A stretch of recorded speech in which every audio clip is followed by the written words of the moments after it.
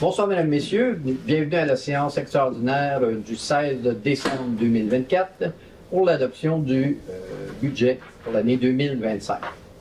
Alors, l'ordre du jour, c'est constatation de la légalité de l'avis de convocation, l'ouverture de la séance extraordinaire, l'adoption de l'ordre du jour, la première période de questions, suivie de l'adoption du budget municipal pour l'année 2025, qui sera expliqué par M. Julien Bussière, l'adoption du programme triennal d'immobilisation de la Ville pour les exercices 2025, 2026 et 2027, et la levée de la séance. Est-ce que ça va pour tout le monde?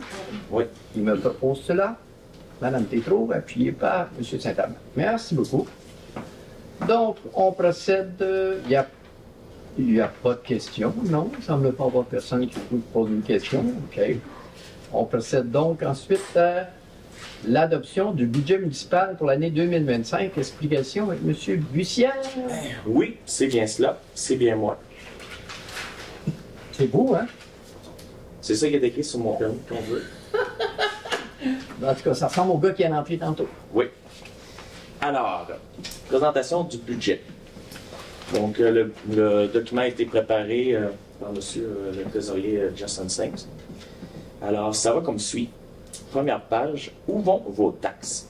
Donc, la Ville s'efforce de gérer d'une façon rigoureuse et efficace chacun de ces dollars provenant principalement de la taxation. À cet effet, ces sommes sont réaffectées dans les différents secteurs d'activité. L'objectif étant d'assurer un niveau de service de qualité et de répondre aux besoins de l'ensemble de la population. Donc, pour 2025, le document va être présenté, c'est bien ça? Hein? Oui, il va y avoir une présentation officielle, vous allez voir les informations à l'écran. Donc, 21 sous frais de financement, 15 sous l'administration, 12 sous la voirie, 12 culture, loisirs, développement social, 8 aménagement, urbanisme et développement, 11 sous sécurité publique, 7 sous matières résiduelles et 14 sous aqueduc et eau usée pour un total de 1 $. Fait saillant 2024. Donc, ce qui a été fait, c'est les travaux de remplacement du réseau de la voirie sur la rue Bernier et Bellerive, qui étaient en partie subventionnés. Ensuite, travaux d'infrastructure dans le boisé du ruisseau phase 3. Ensuite, il y a eu l'asphaltage et bordure sur la rue Champêtre et place de la Samar. Ensuite, disposition debout de l'étang 4 et réhabilitation de l'étang 3. L'usine d'épuration, ça c'était subventionné aussi en grande partie. Réalisation du projet Parc Champêtre, donc jeux d'eau, sentiers multifonctionnels et autres. C'était subventionné ça aussi. Construction et aménagement de la patinoire à l'extérieur, dans le stationnement de l'Arena, qui était en grande partie subventionné. Sommaire des revenus. Donc, les revenus pour 2024 avaient été totalisés à 5 207 000. Et pour 2025, c'est un total de 5 644 718 pour un écart de 8,4 %. Et le plus gros là, des taxes, c'est vraiment les taxes, c'est 71 %. Les revenus viennent des taxes.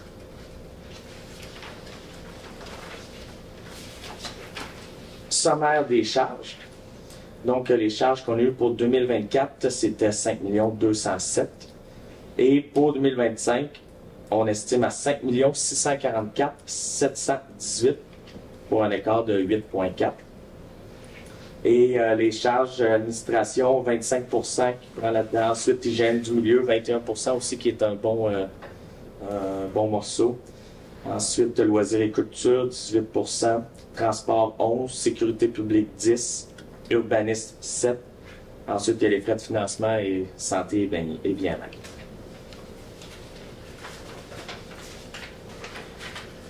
Taxation. Bon, pour ce qui est de la taxation, on a eu un nouveau rôle qui a été fait cette année, donc les maisons ont été réévaluées. Donc, pour 2025, le nouveau rôle, on l'a réajusté, on a réajusté le taux de base, et pour le résidentiel, on tombe à 58 sous. Ensuite, 6 logements et plus, 70. Les terrains vagues, 87. Les INR, donc les immeubles non résidentiels, 1,3. INR 4, c'est 1,49. Industriel 1,46 et agricole 0,58. La tarification des services pour les unités de logement, donc ce qui est l'eau potable, les eaux usées et matières résiduelles. Donc on parle en 2025 263,68 pour l'eau potable, ensuite 190,55 pour les eaux usées et 165,83 pour les matières résiduelles. Donc, c'est une augmentation de 3 %. Donc, l'illustration du compte de taxes se va comme suit. Donc, en 2024, pour l'évaluation d'une maison moyenne qui est évaluée à 183 770, les taxes foncières étaient à 1616 et les tarifications des services étaient à 602, donc pour un total de 2218. Et là, avec le nouveau rôle, en 2025, donc l'évaluation d'une maison moyenne augmente à 293 852. Et donc, les taxes foncières vont être de 1716 et pour les tarifications de services, 620. Donc, pour un total de 2336. Donc, ça donne une variation pour le résidentiel de 5,33 %.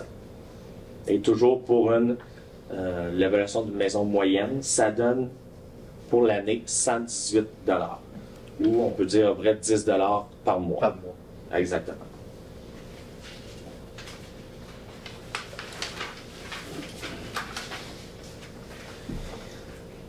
Le budget 2024 a dû être révisé au cours d'année en réponse aux augmentations des dépenses et à la réaction de l'économie sur les revenus non négligeables dues à l'augmentation de l'inflation.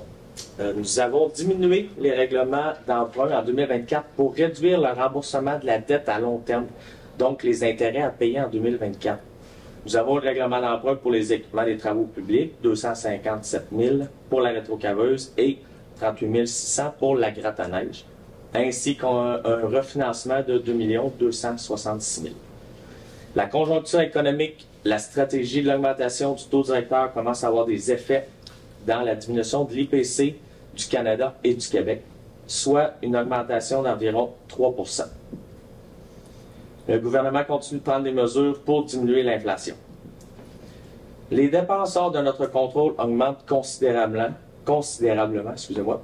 Donc, en horaire professionnel, les frais de la MRC, produits chimiques, les frais de la sécurité publique, la SQ, excusez.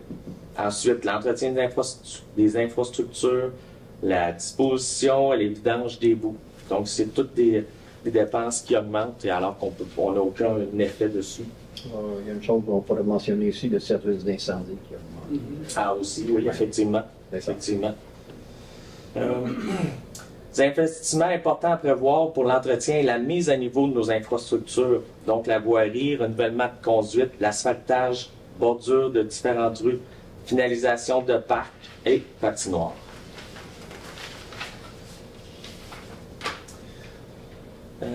Développement résidentiel est nécessaire pour accueillir des nouveaux citoyens dans la ville. Le remboursement de la dette à long terme à la suite des investissements effectués. L'équilibre du rôle de la ville de Valcourt a produit une augmentation de la valeur immobilière de 43,8 % globalement, qui nous oblige à diminuer à 33,59 % le taux de base foncière. Nous devions augmenter minimalement de 6,2 afin de maintenir les acquis et assurer la pérennité de nos infrastructures. Juste préciser, 6,2 % c'est global. L'augmentation de taxes de 6,2 représente moins de 118 pour l'année pour une maison unifamiliale moyenne.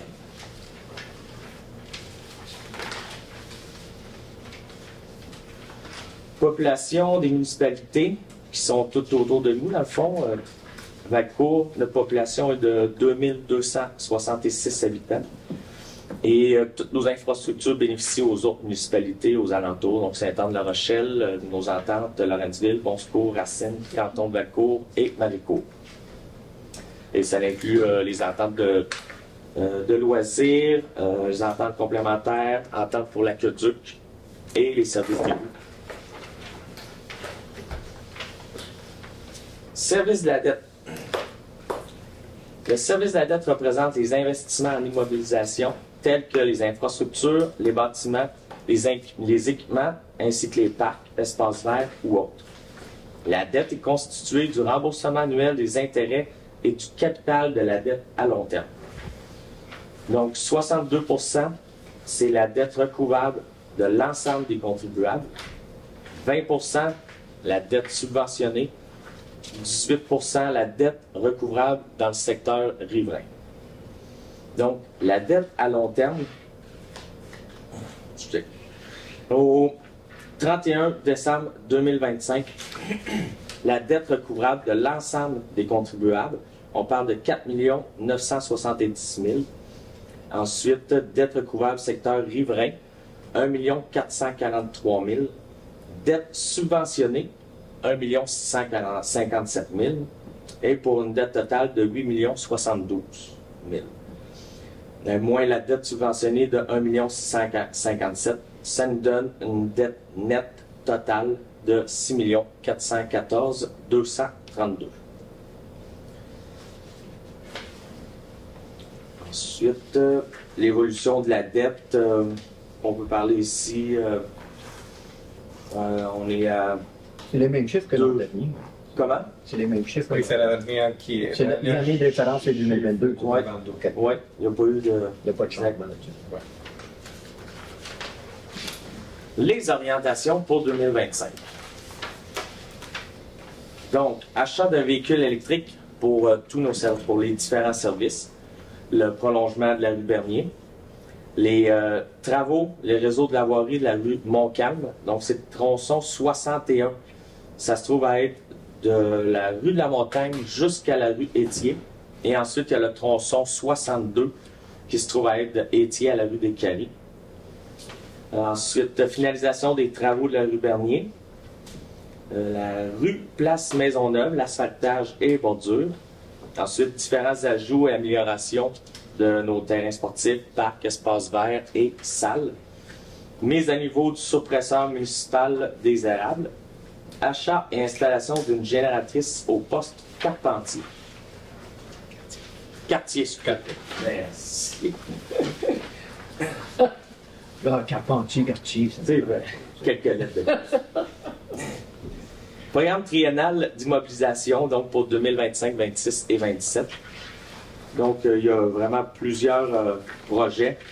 Si on y va avec les plus gros en les plus importants. 2025, là, donc il y a le tronçon là, sur le tronçon 61 et 62 sur Montcalm. On parle de 2,5 millions, en fait 2 580 000. Ensuite, c'est subventionné. À 55 %. Oui, effectivement. Finalisation des travaux sur la rue Bernier, on parle de 300 000. Ensuite, réfection de la rue Maisonneuve, asphaltage, on parle de 480 000. C'est ça. Ensuite, achat d'équipements et d'aménagement, 90 000. C'est pas mal ça pour les plus. Oui. Ensuite, mise à niveau du suppresseur des érables, 300 000, qui est aussi subventionné. Ensuite, réhabilitation étant 1, on parle de 80 000. L'achat d'une génératrice au poste quartier, 55 000. Ça va dans les loisirs. Oui. Loisirs, les gros montants, modification d'une salle qu'on a au centre communautaire. Donc, on parle de 50 000. Aménagement de la cuisine aussi au centre communautaire, 35 000.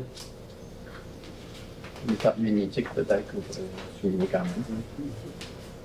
même. Carte magnétique, celui-là, il est... Suite après ton. Ah oui, oui. Carte magnétique, centre communautaire, 10 000. Étape. Donc, pour tout ce programme triennal d'immobilisation, nos sources de financement sont budget d'opération, 133 000, surplus, 648 000, subvention du gouvernement, on parle de 2,2 millions subventionnés, fonds de roulement et les fonds réservés, on parle de 206 000, emprunt à la charge de la ville, 1 153 000, contribution des autres municipalités dues aux ententes, donc on parle de 22 000, pour un total de 4 413 870. mais plus de 50, un peu plus de 50% est subventionné par le gouvernement. C'est ça.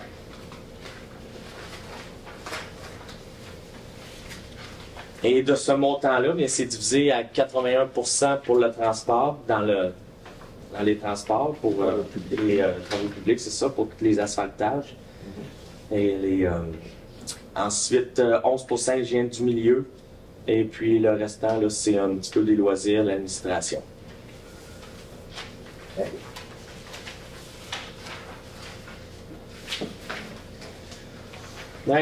L'état des surplus, donc au 31 décembre 2023, on avait un total de 2 842 000 et au 31 décembre, ce qu'on avait 2024, ce qu'on avait prévu, c'est 3 454 402. Et ce qu'on prévoit au 31 décembre 2025, 2 840 855. Je pense qu'on va étudier beaucoup pour les travaux. Oui, pour les infrastructures et différents projets. Exactement. En conclusion, tous les départements de la Ville travaillent pour continuer le développement de celle-ci afin d'augmenter la qualité des services aux citoyens et d'attirer de nouvelles familles à Valcourt. Assurer la pérennité de nos actifs et prolonger leur durée de vie en effectuant leur entretien régulier. Maintenir la bonne santé financière de la Ville en priorisant les projets en accord avec les orientations stratégiques et les limites budgétaires, bien entendu. Et avec les excédents de fonctionnement de 2024, la Ville souhaite réaliser les projets d'investissement suivants.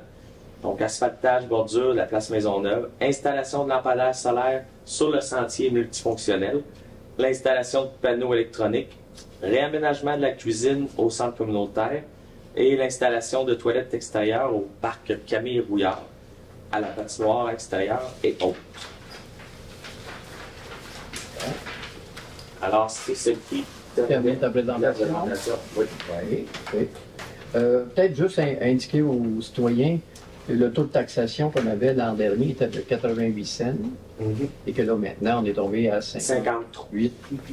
58,41. Pour chaque 100 $. Pour chaque 100 $ d'évaluation.